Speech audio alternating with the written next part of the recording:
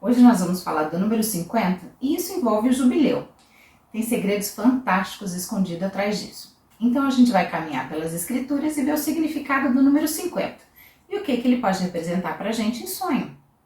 Quando a gente vai estudar esse número 50, a gente vê que na tenda, no tabernáculo, é um lugar muito comum, que envolve muito o número 50, principalmente no que faz referência às cortinas.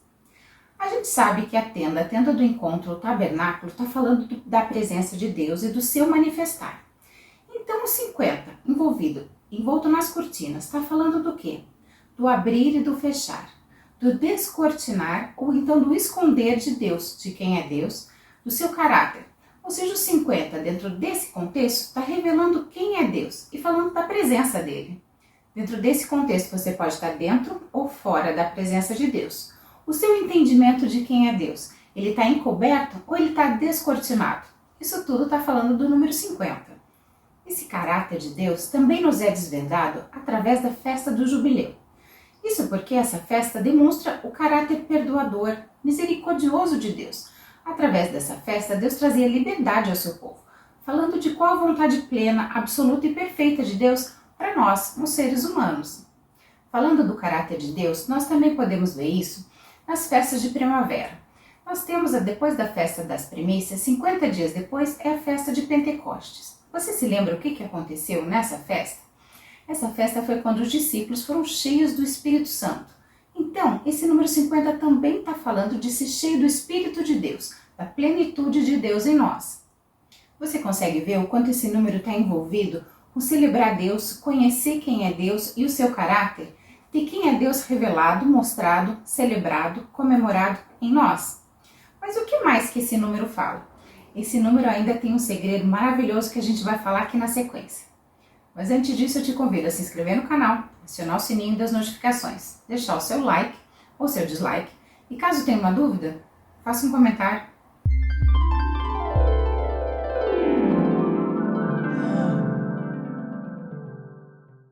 Seria interessante que você lesse Levítico 25, onde está falando do jubileu, que você lesse o capítulo inteiro.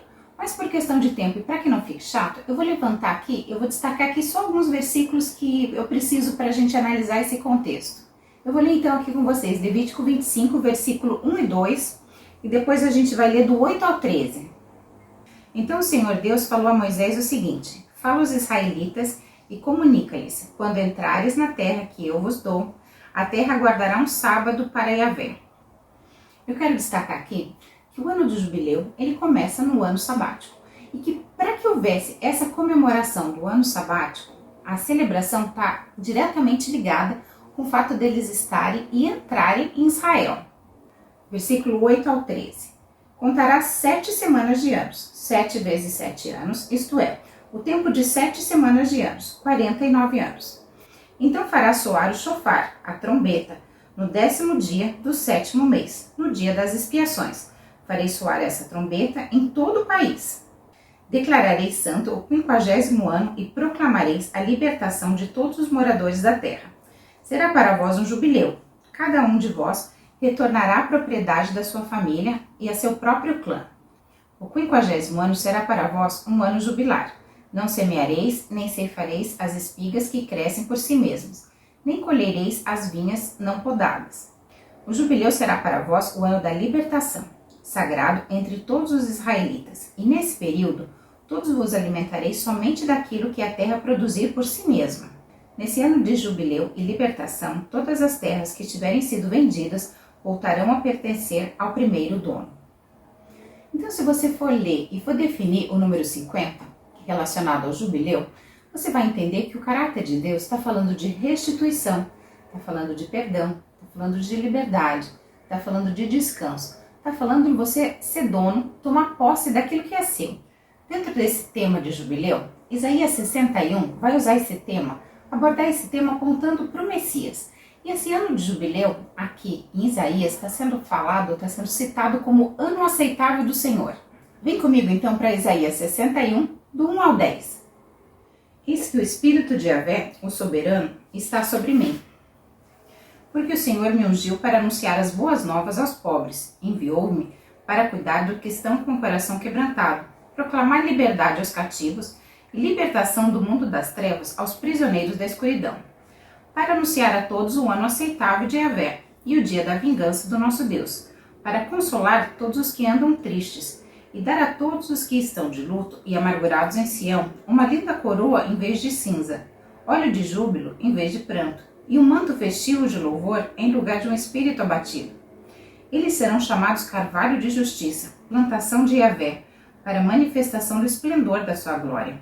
Eles reconstruirão as velhas ruínas e restaurarão os antigos escombros, renovarão as cidades assoladas que têm sido destruídas de geração em geração.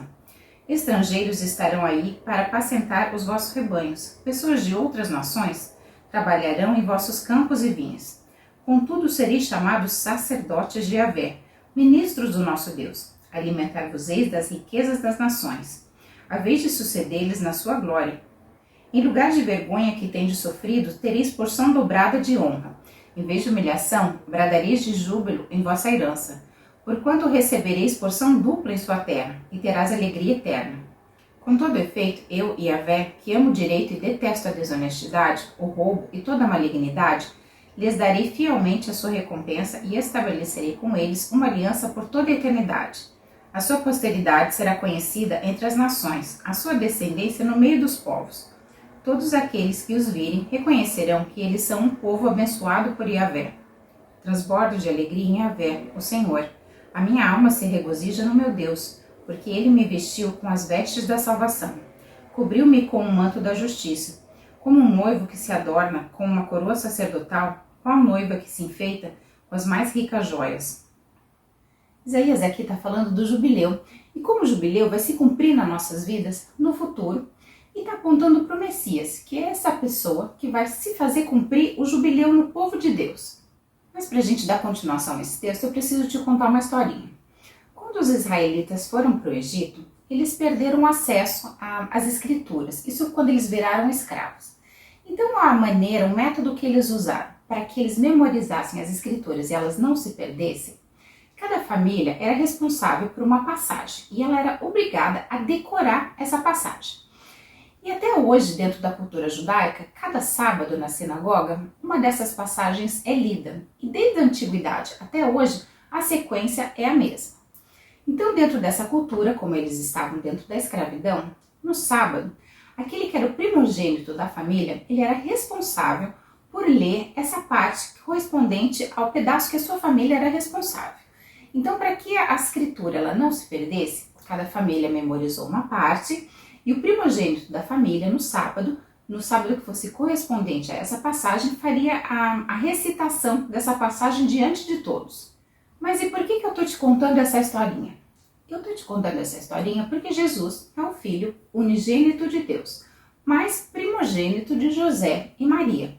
E como primogênito, ele era responsável por uma passagem. E a passagem que ele era responsável é exatamente essa passagem de Isaías 61, que está falando do jubileu e desse Salvador que vai libertar o povo. Vem comigo então para Lucas no capítulo 4, do versículo 16 ao versículo 20. Jesus viajou para Nazaré, onde havia sido criado, e conforme seu costume, num dia de sábado, entrou na sinagoga e posicionou-se em pé para fazer a leitura. Foi-lhe entregue o livro do profeta Isaías. Desenrolando-o, achou o lugar onde está escrito: O Espírito do Senhor está sobre mim, porque me ungiu para pregar o evangelho aos pobres. Ele me enviou para proclamar a libertação aos aprisionados e a recuperação da vista aos cegos, para restituir a liberdade aos oprimidos e promulgar a época da graça do Senhor. Em seguida enrolou novamente o livro, devolvendo-o ao assistente e assentou-se. E na sinagoga todos estavam com os olhos fixos em sua pessoa. Você consegue ver a questão cultural sendo desenrolada através dessa passagem? Então, como de costume, Jesus foi à sinagoga e foi-lhe entregue o livro, o rolo de Isaías. Ou seja, ele não escolheu aleatoriamente, foi entregue a ele a parte que lhe correspondia. Como primogênito, ele era a pessoa que faria a leitura. E a leitura correspondente à sua família era exatamente a leitura que estava profetizando sobre o jubileu e o seu Messias, que faria o jubileu verdadeiro se cumprir no meio do povo. Você conseguiu analisar o quanto Isaías 61 e Lucas 4 está falando exatamente do mesmo tema, usando exatamente as mesmas expressões? É a mesma história sendo contada. As escrituras, elas são um espelho, ou seja, parte dessa profecia estava se cumprindo ali na vida de Jesus. Conforme a gente leu em Levítico 25, na descrição do jubileu, essa data ou esse evento, ele está relacionado à festa da expiação.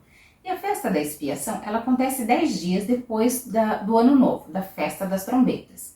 Então, o ministério de Jesus e essa leitura, ela está acontecendo por volta do começo do ano, provavelmente na segunda semana, onde era feita a leitura, perto da festa das trombetas.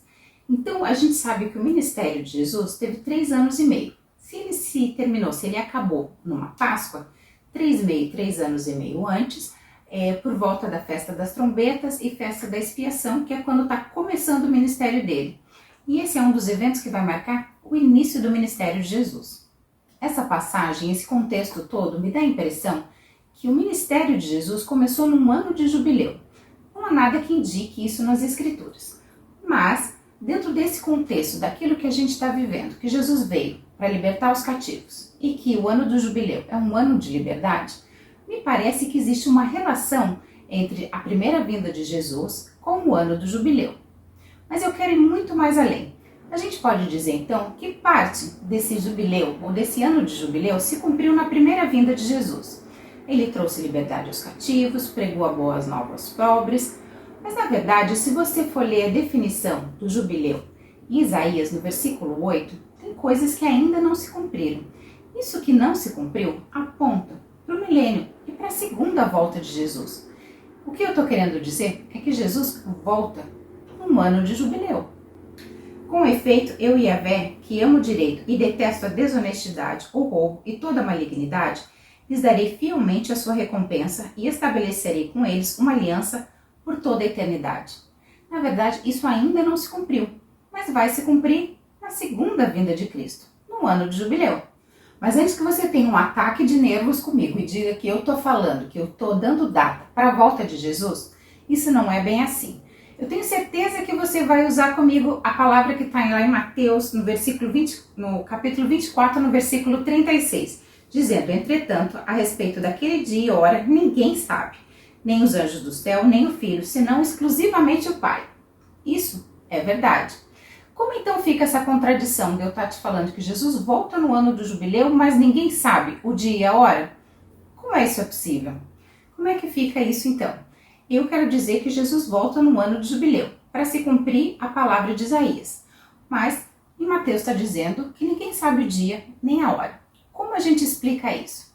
Quando eu comecei a ler Levítico 25, eu deixei apontado que o ano do jubileu, os cálculos estão intimamente relacionados à terra de Israel. E daí existe um problema. Por quê? Israel existiu como nação, depois por quase 2000 anos deixou de existir, daí voltou a existir. Como é que é feito esse cálculo do jubileu? Ele para quando Israel deixou de ser nação e ele volta quando Israel voltou a ser nação? Ou então ele continua desde o primeiro jubileu sendo contado até hoje? Na verdade, isso não tem consenso. Até mesmo os rabinos não sabem o que dizer. E esse ano correto do jubileu, essa contagem, ficou perdida. E até mesmo o calendário judaico, com as suas datas exatas, ele não é preciso. Isso eu já falei em outros vídeos. Não existe um consenso falando que a sequência dos anos da criação da Terra, desde Adão e Eva, ele está correto. Israel comemora o ano de 5.700, agora dia 15 de setembro vai ser o ano novo judaico. Então eles vão comemorar o primeiro ano de 5.784. Mas não existe um consenso entre os rabinos, entre os estudiosos, que essa data realmente é a data correta. Então, por isso, eu posso dizer, Jesus vai voltar no ano do jubileu? Vai. Mas eu sei o dia e a hora? Não, porque essas datas, elas se perderam. Eu quero que você venha comigo, então, para 1 Tessalonicenses, no versículo 1 até o versículo 9. Caros irmãos, em relação aos tempos e épocas, não é necessário que eu vos escreva, pois vós mesmos estáis bem informados de que o dia do Senhor virá como ladrão à noite. Quando vos afirmarem paz e segurança, eis que repentina destruição se precipitará sobre eles, assim como as dores de parto tomam uma mulher grávida, e de forma alguma encontrarão escape. Entretanto, vós, irmãos, não estáis vivendo nas trevas, para que esse dia, como se fosse um ladrão, vos ataque de surpresa. Portanto, vós todos sois filhos da luz e filhos do dia. Nós não somos filhos da noite, muito menos das trevas. Assim, pois, não durmamos como os demais, mas estejamos alertas e sejamos sóbrios. Pois os que dormem, adormecem de noite, e os que se embriagam, é de noite que se embebedam. Nós, no entanto, que somos do dia, sejamos sóbrios, revestindo-nos da armadura da fé e do amor, tendo por capacete a esperança da salvação. Porque Deus não nos designou para a ira, mas para sermos contemplados pela salvação, por intermédio de nosso Senhor Jesus Cristo. Essa passagem, então, está nos falando que nós, os filhos de Deus, os seguidores de Cristo, não vamos ser pegos de surpresa. Nós vamos saber ler os sinais que estão à nossa volta e por isso a volta de Jesus não nos vai pegar de surpresa. Nós estamos preparados para esse momento, porque nós não fomos chamados para a ira de Deus. E se ainda no último argumento você vier me dizer que nem sequer Jesus sabia a data da sua volta, eu vou te falar que isso é verdade.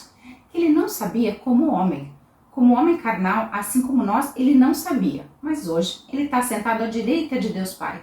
E sendo assim, sendo Deus, ele tem acesso a toda a informação. Mas como homem, ele realmente não sabia quando exatamente seria a data da sua volta. Mas Deus não quer que nós sejamos enganados. Por isso, ele nos deixa os tempos determinados e os sinais, para que a gente, olhando e seguindo os sinais, a gente consiga interpretar os tempos e as estações que nós estamos vivendo. Vamos então para o resumo? Caso você sonhe com o número 50, quais são os possíveis significados desse número em sonho? Ele vai falar do descortinar, do revelar da presença de Deus. Isso pode ser que você esteja dentro ou fora dessa presença, dentro do entendimento de quem é Deus ou fora dessa revelação. Ela também demonstra o caráter de Deus através das características do ano do jubileu. Ele está falando que Deus é misericordioso, perdoador, restaurador, restituidor, libertador e ele também é um Deus de descanso. 50 também fala em ser cheio do Espírito Santo e aponta para a volta de Cristo. Mas você sonhou? Sonhou com o número 50? Sonhou? E daí?